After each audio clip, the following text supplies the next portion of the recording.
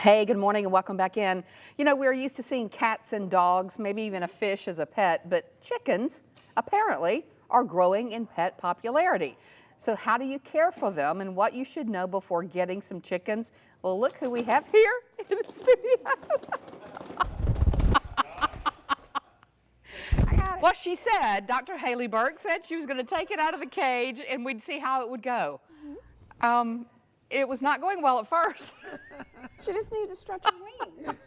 She'd been in there for a little while. She drove all the way from Pell City this morning. Well, she is really pretty. Dr. Jerome Williams is here too today. Good morning. Good morning. So, Dr. Burke, so that's a beautiful chicken, by the way. I think it's gorgeous. I love, this is called a Wyandotte, and I think they're one of the prettiest chickens out there. Look at those colors. That's really pretty. They have a really pretty lacy pattern. They're one of the smaller chickens, believe it or not, and so they tend to lay smaller eggs, like a Bantam, and they have a really pleasing personality. So when we say pets, are we saying pets? Not just for eggs? No, people give them names. This is Bart.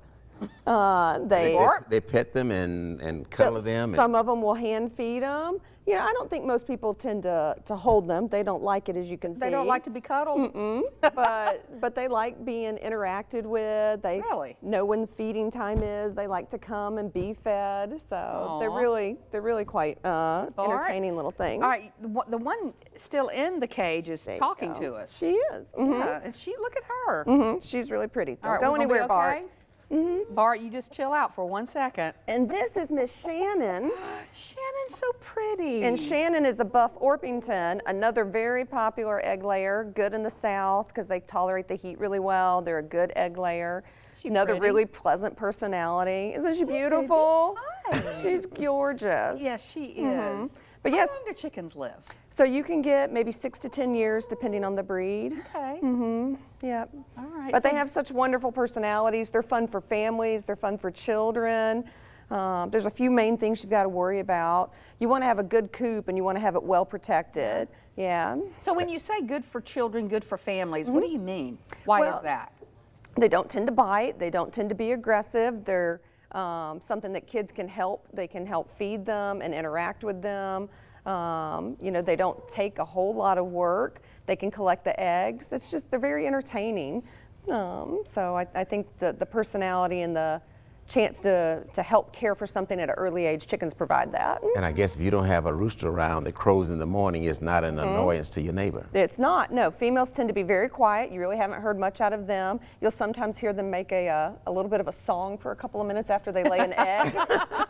Well, they've accomplished something. Yes, it's a good sound when you've done something that you're proud of. So how much does it take to keep, like, to have a coop correct and So have if it you're done well? wanting to do it in terms of making money, that's probably not going to pan out. But if you like the idea of having this, you know, more organic, natural lifestyle, having your own eggs, maybe a backyard chicken with a backyard garden, which became very popular, the suburban chicken movement about 15 or 20 years ago. Okay. You're probably going to break even. You know, But you have your own eggs, though. but you have your own eggs, and you know what went into them.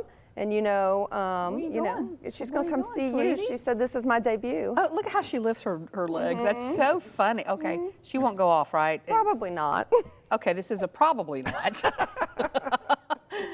So where would you, I mean, do you raise them from? Yes, so many people order them from hatcheries. I know when we were kids and we showed them for 4-H, we ordered them from Murray McMurray Chicken Hatchery, and then we would find them from other people and who had the breeds that we liked. But most of your Tractor Supply will have them as well, and so you can get them as babies and watch and see what they grow up to. So. And look at, I'm just telling you, the color of that one is so pretty. They're both beautiful. Blondes have more fun. Dr. Williams, I'm sorry, I'm so fascinated by them. Go ahead, what were you going to say? I'm good. But we raised them from hatcheries as well, had them shipped in. They come in little crates as little biddies. And it's so much fun. You don't know what you get. Sometimes you can get something called a mystery box, but you can also ask for what you want and raise them up from babies. Uh-oh. Well, that's okay. That's all right. That's okay. what happens. That's okay. That's why we have That's the all right. towel. That's why we had the towel there. No one saw it. I shouldn't have even mentioned it. Okay. All right. So, finally, as we wrap up, advice for anybody who wants to have a chicken as a pet. Go do it. There are so many chicken clubs, chicken Facebook groups, chicken support groups, because, like I said, it's become extremely popular. I love it. You'll have no, shortage of resources.